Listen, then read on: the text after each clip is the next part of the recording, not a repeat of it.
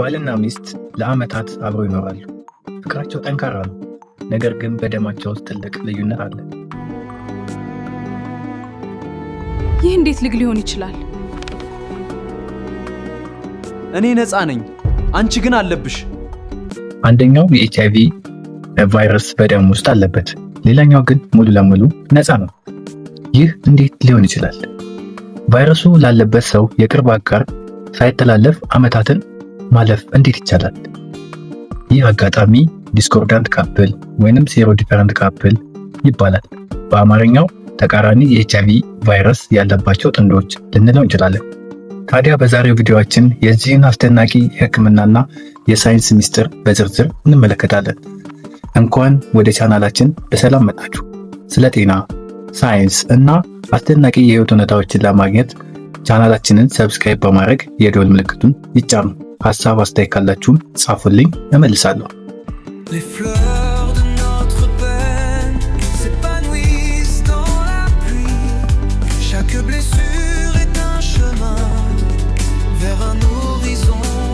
በህክምናው ዓለም ሴሮ ዲስኮርዳንት ወይንም ደግሞ ሴሮ ዲፈረንት የሚባል ነገር አለ። ይህ ማለት ምን ማለት ነው? አንደኛው የትዳር ወይንም የፍቅር አጋር ኤችአይቪ ፖዚቲቭ ሆኖ ሌላኛው ደግሞ ኤችአይቪ ኔጌቲቭ ሲሆን የሚያጋጥም ክስተት ነው።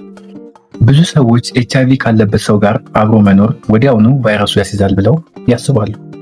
ነገር ግን የህክምና ሳይንስ ይህ አስተሳሰብ ሙሉ በሙሉ ስህተት እንደሆነ ተረጋግጧል።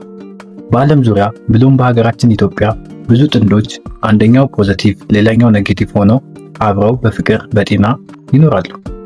ለመሆኑ ይህ እንዴት ይቻላል? ሚስጥሩስ ምንድን ነው?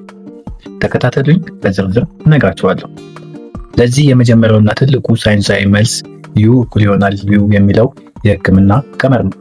ይህ ማለት አንዲቴክቴብል እኩል ይሆናል አንትራንስሚቴብል እንደማለት ነው። በአማርኛ በምርመራ የማይታይ እኩል ይሆናል የማይተላለፍ ማለት ነው።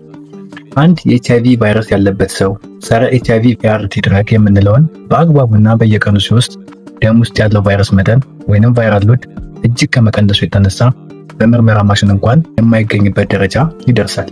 በዚህም ጊዜ ቫይራል ሎድ አንዲቴክቴብል እንለዋለን። ታዲያ ሳይንቲስቶች በሺዎች የሚቆጠሩ ዲስኮርዳንት ካፕሎችን ለዓመታት ተከታትለዋል። ውጤቱ ምን ይመስላችኋል? ቫይረሱ በደም ውስጥ የማይታይ ደረጃ የደረሰ ሰው ወይንም ቫይራል ሎዱ አንዲቴክቴብል የደረሰ የኤችአይቪ ቫይረስ ታማሚ ያለምንም ኮንዶም ጥንቃቄ አብሮ ቢተኛ እንኳን ቫይረሱን ወደ ሌላኛው ሰው የማስተላለፍ እድሉ ዜሮ ነው። አዎ በትክክል ሰምታችኋል፣ ዜሮ ነው። ይህም በዓለም አቀፍ የጤና ድርጅቶች እንደ WHO ወይንም የዓለም ጤና ድርጅት እና CDC በሰፊ ምርምር የተረጋገጠ እውነት ነው። ስለዚህ የመጀመሪያውና ዋነኛው ምክንያት በባልና በሚስት ወይንም በፍቅረኛሞች መካከል የተለያየ ውጤት የሚመጣው በዚህ ምክንያት ነው ማለት ነው። የቫይረሱ ተሸካሚ ሰው የቫይራል ሎዱ አንዲቴክቴብል ደረጃ ስለደረሰ፣ ያ ደግሞ የማስተላለፍ አቅሙ በጣም ዝቅተኛ ስለሆነ ማለት ነው። ወደ ሁለተኛው ምክንያት ስንሄድ ደግሞ ፕሪፕ እና ፒፕ የመከላከያ መድኃኒቶች ናቸው። ሁለተኛው ሚስጥር ኤችአይቪ ኔጌቲቭ የሆነው አጋር የሚወስደው መከላከያ ህክምና ነው። እነሱም ሁለት ናቸው። የመጀመሪያው ፕሪፕ እንለዋለን፣ ፕሪ ኤክስፖዠር ፕሮፊላክሲስ የምንለው ነው። ይህም ቫይረሱ የሌለበት አጋር በየቀኑ የሚወስደው ቅድመ መጋለጥ መከላከያ እንክብል ነው። ይህ መድኃኒት ቫይረሱ ወደ ሰውነት ቢገባ እንኳን የመራባትና ሴሎችን የማጥቃት አቅሙን ሙሉ በሙሉ ያጠፋዋል። ስለዚህ ኤክስፖዝድ ብንሆን እንኳን ቫይረሱ ወደ ሰውነታችን ገብቶ አያጠቃንም ማለት ነው። ሁለተኛው የመድኃኒት አይነት ደግሞ ፒፕ ይባላል፣ ፖስት ኤክስፖዠር ፕሮፊላክሲስ። ይህ ደግሞ ድንገተኛ ጥንቃቄ የጎደለው ግንኙነት ከተፈጠረ በኋላ በ72 ሰዓታት ውስጥ የሚወሰድ የድንገተኛ ጊዜ መከላከያ ነው። እነዚህ ሁለት የህክምና መንገዶች ቫይረሱ ወደ ኔጌቲቭ አጋር እንዳይዛመትና እንደ ጠንካራ የብረት ግንብ ሆነው ያገለግላሉ ማለት ነው። በተለይ በሰለጠነው ዓለም እነዚህ መድኃኒቶች በብዛት ይወሰዳሉ። ስለዚህ ሌላኛው ምክንያት አንደኛው ፖዚቲቭ ሌላኛው ኔጌቲቭ የሚሆኑበት እነዚህን መድኃኒቶች ምናልባት እየተጠቀሙ ሊሆን ስለሚችል ነው ማለት ነው። ሶስተኛውና የመጨረሻው ምክንያት ምንድን ነው ብለን ስናይ የሰውነት መከላከል አቅምና የጄኔቲክስ ሚና ይመጣል ማለት ነው። እንግዲህ ከመድኃኒት ውጭ ባለው ተፈጥሯዊ ምክንያቶች ብለን ስናይ ሳይንቲስቶች እንደደረሱበት ከሆነ ጥቂት ሰዎች ተፈጥሯዊ የጄኔቲክ ልዩነት ወይንም ለምሳሌ እንደ CCR5 ዴልታ 32 የሚባለው ሞለኪውል ላይ ሚውቴሽን አላቸው። የዚህ ጄኔቲክስ ባለቤቶች ነጭ የደም ሴሎቻቸው ላይ ቫይረሱ የሚጣበቅበት በር የላቸውም ማለት ነው። ስለዚህ ቫይረሱ ወደ ሰውነታቸው ቢገባ እንኳን ሴሎቻቸውን ማጥቃት አይችልም። CR5 ዴልታ 32 ሚውቴሽን ያለባቸው ሰዎች በተፈጥሮ HIV አይዛቸውም ማለት ነው። እንግዲህ ይሄ ከተፈጥሮ የሚገኝ እንግዲህ ሱፐር ሂውማንነት ነው ማለት ነው። ስለዚህ በዘመናዊ ሳይንስ አሰራር HIV ያለበት አጋር መድኃኒቱን በአግባቡ በመውሰድ የቫይረሱን መጠን ሲቀንስ፣ HIV ቫይረስ የሌለበት ደግሞ ፕሪፕን በመጠቀም እነዚህ ጥንዶች ሙሉ በሙሉ በሰላም በፍቅር እና ልጅ ወልደው መኖር ይችላሉ ማለት ነው። አያችሁ አይደል? HIV ማለት የፍቅር ወይንም የትዳር ማብቂያ አይደለም።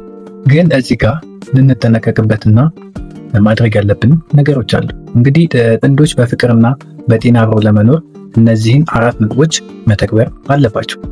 የመጀመሪያው ምንድነው ማድረግ ያለባቸው? መድኃኒቱን በአግባቡ መውሰድ። ፖዚቲቭ የሆነው አጋር የአርቲ መድኃኒቱን በሰዓቱ ጠብቆ መውሰድ ይጠበቅበታል። ሁለተኛው ማድረግ ያለባቸው ምንድነው? ዘወትር ምርመራ ማድረግ። በተለይ የቫይረሱን መጠን ወይንም ቫይራል ሎድን በየጊዜው መመርመር። ምክንያቱም ምን ብለናል? የቫይራል ሎዱ አንዲቴክቴብል ደረጃ ካልደረሰ አሁንም የመተላለፍ እድል ሊኖረው ይችላል። ስለዚህ ይህንን በየጊዜው ቼክ ማድረግ ይጠበቅብናል ማለት ነው። ሶስተኛው ማድረግ ያለብን ምንድነው? የስነ ልቦና ድጋፍ ማግኘት ይጠበቅብናል። ፍርሃትን እና ማህበራዊ ጫናዎችን ለማሸነፍ አብሮ መነጋገርና የሙያዊ ምክር አገልግሎት ማግኘት ይጠበቅብናል። አራተኛውና የመጨረሻው ደግሞ ልጅ መውለድ ምናልባት ፍላጎት ካለን በሕክምና የታገዘ ጥንቃቄ በማድረግ ሙሉ በሙሉ ጤናማና ከኤችአይቪ ነፃ የሆነ ልጅ መውለድ እንደምንችል ማወቅ አለብን ማለት ነው። ማጠቃለያ ምንድነው? በአጠቃላይ ኤችአይቪ የፍቅርና የትዳር ማብቂያ አይደለም። የዛሬው የሕክምና ሳይንስ እውቀት አድሎና መድሎን በማስወገድ ጥንዶች በደስታ በጤና እንዲኖሩ ትልቅ በር ከፍቷል። እንግዲህ ይህን ቪዲዮ ጠቃሚ ሆኖ ካገኛችሁት ላይክ አድርጉት፣ ለሌሎች ደግሞ እንዲዳረስ ሼር ማድረጋችሁን አትርሱ። ምናልባት ይህን ቻናል ደግሞ ሰብስክራይብ ሳታደርጉ እያያችሁ ከሆነ ሰብስክራይብ በማድረግ የደወል ምልክቱን በመጫን ቤተሰብ ሁኑ። በሌላ ቪዲዮ እስክንገናኝ